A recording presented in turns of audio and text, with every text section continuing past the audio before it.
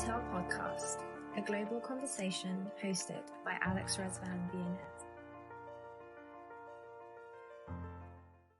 Hello, good morning, good afternoon, good evening, wherever you are in the world. I hope it is a good Friday for you and it has been a great week for you.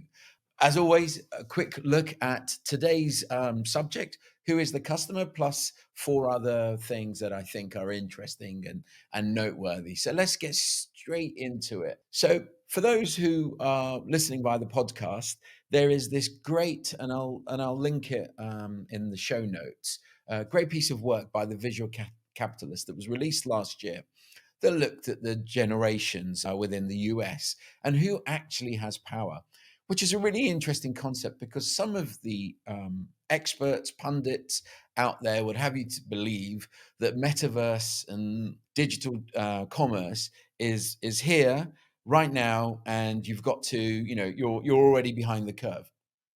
There is some truth to that, but let's just take a look at the data that we have, the data that they have visualized, which I think is super interesting.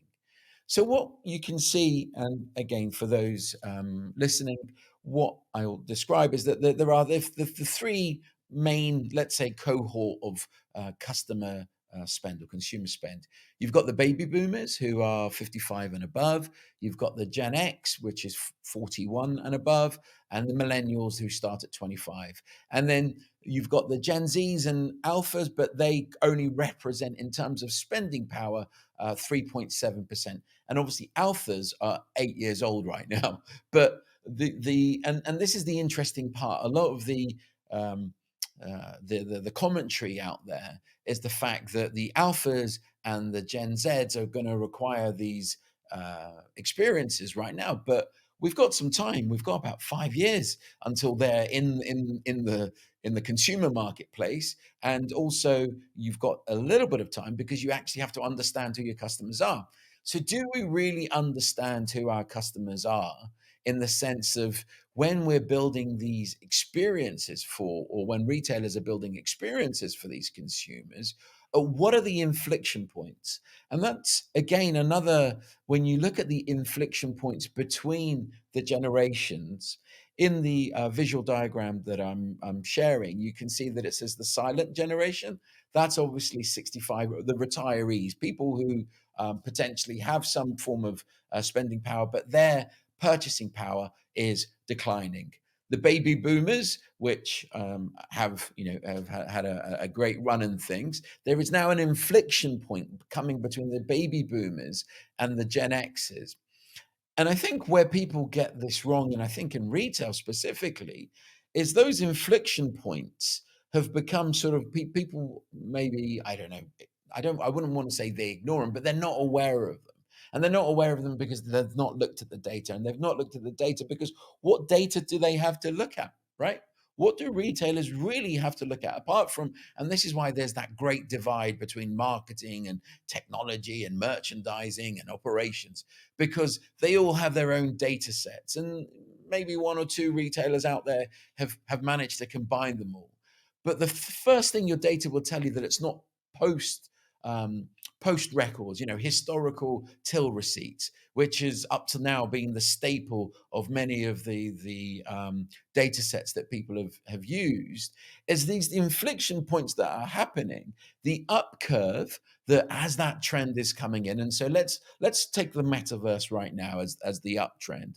So we can see that and we've discussed this before in terms of the way that the younger generations are consuming content. So whether in the stream, so live commerce, or maybe they don't watch traditional TV anymore. They only watch YouTube or Netflix or whatever else.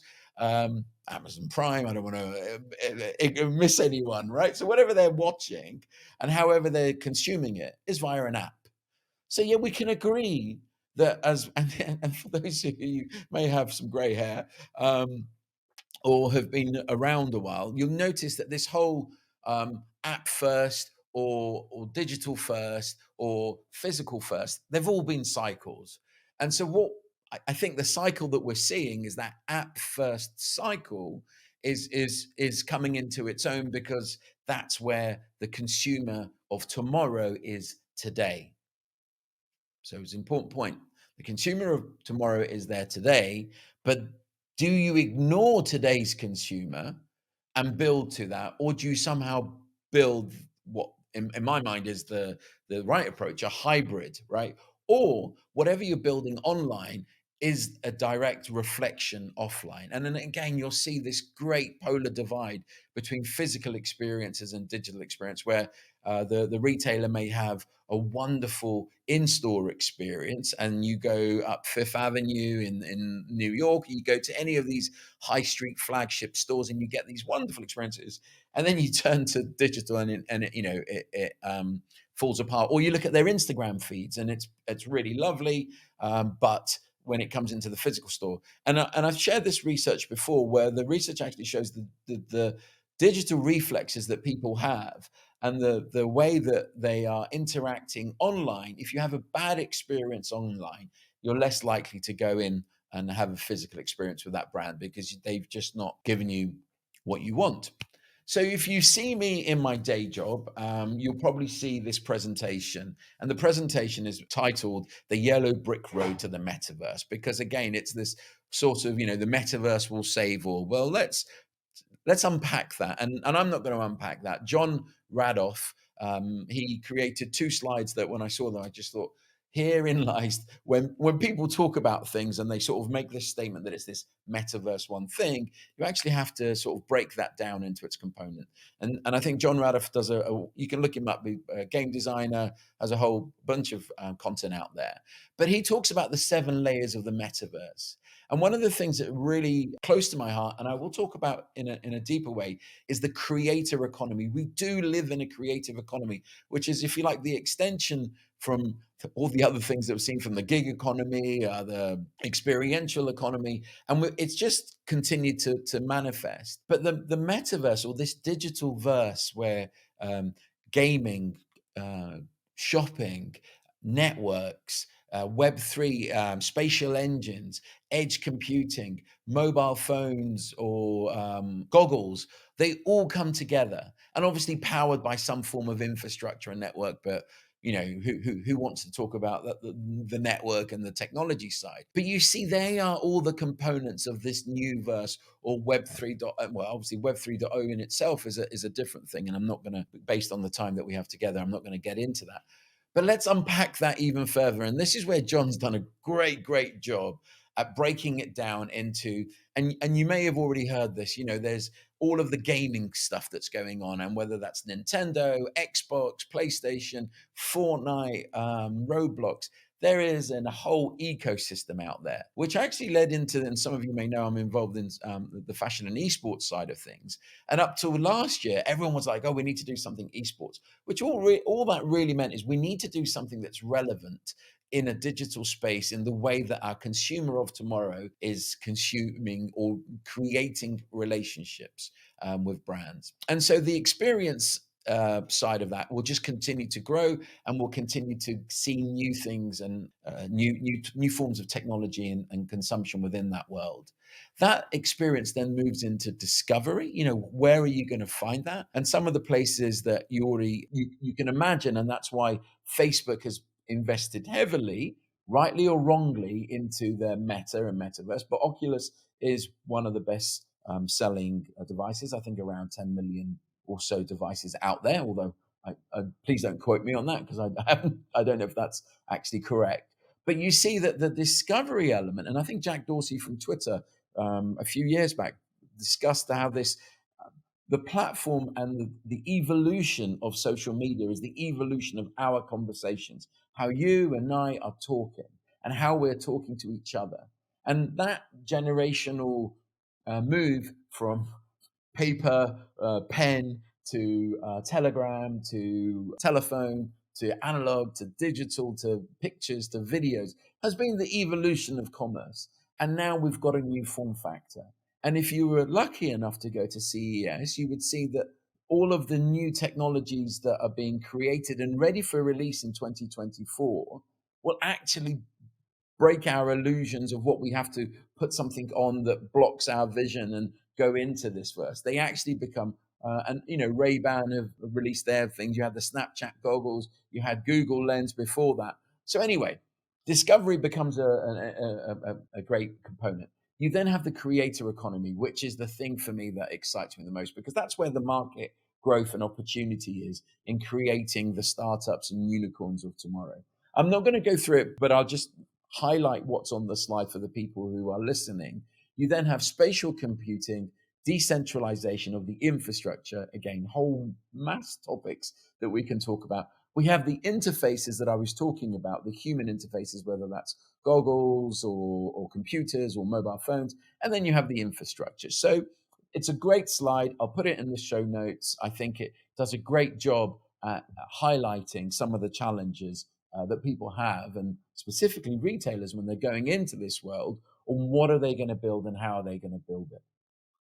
If you want to read something now, Snow Crash, I've got it on Audible, and oh my, I think I was at university when I read it, but anyway, I downloaded the Audible file, and it is it almost feels I'm listening to it on an 8-track or a tape, which is wonderful because it sort of takes you back. And I've had people love or hate it, but ultimately it is the first book that refers to the metaverse, and in that metaverse, it is a single metaverse that you enter, and there's a backstory, and if you want to read it, I'll let you go. And obviously, Ready Player One, Hollywood movie, great blockbuster, great thing on the 80s for everyone else. In other news, so we're coming towards the end. For those thinking, how long is this guy going to be talking for? 15 minutes. I've got 2 minutes left. Louis Vuitton have, for as far as I can see, created the world's largest pop-up store. But to be fair, it's in Dubai. If you're in Dubai and have the time, have a go long review. And what they're trying to do is obviously create these sort of, and unfortunately from my cynical perspective, when I look at this, I think beautiful, lovely product, great marketing, lots of experiential stuff. But when you go into it, and some of the imagery behind this is, the massive screens that create some form of connection.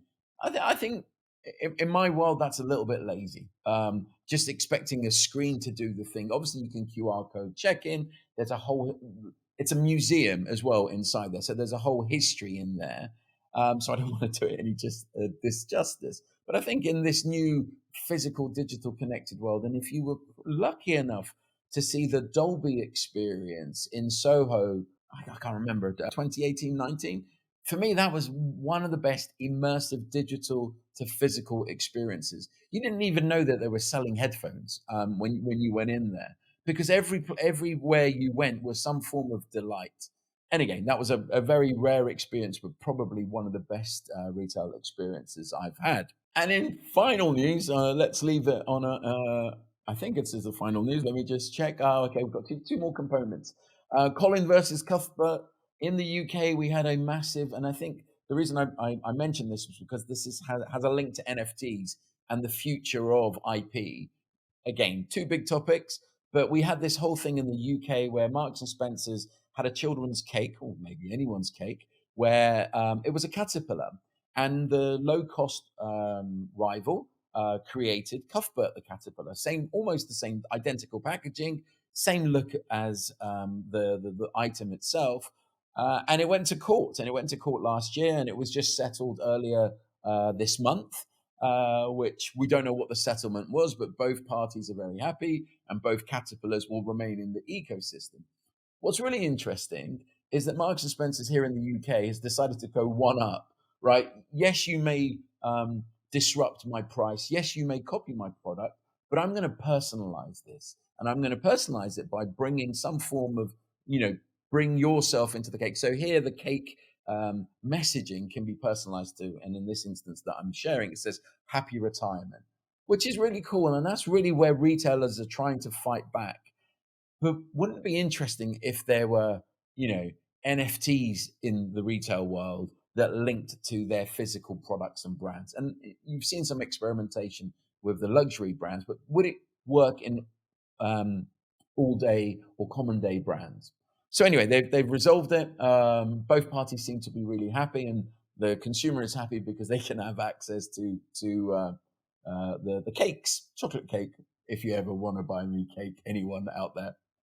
And in the final elements of this, I just wanted to go give you some food for thought in terms of providing feedback and looking at potentially where you want me to focus and where some of the topics that we can cover. Physical stores, meta commerce, live commerce, pre-loved and circular, purpose-driven commerce, technology-driven commerce, and then e-commerce, a whole bunch of commerce. And maybe the episode could be the new world commerce. But let me know your thoughts on which one of these areas you would like me to focus on. And with that, I hope you have a fantastic rest of your day, as I used to always struggle to come back to full picture. Ta-da! Have a wonderful Friday. Let me know your thoughts. Please do leave a rating if you're listening via Apple Podcasts, or leave a comment if you're listening via Pandora or any of the other areas, or you can contact me directly via LinkedIn. With that, thank you very much. The Retail Podcast, a global conversation hosted by Alex Resvan,